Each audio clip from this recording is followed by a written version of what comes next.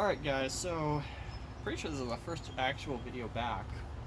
I've been doing a lot of photo content just because, the weather and everything hasn't lined up. I'm not going to do too fancy today. I'm actually going to use a 357 round using the same method as my 30 caliber explosive rounds. And I want to see what it does to one of those whole targets. Big guys. I'll be sure to tag them in the description. Let's see if I can hit this from here.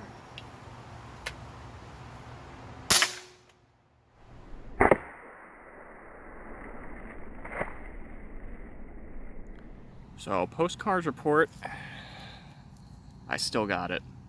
Perfect headshot. Hope you enjoyed.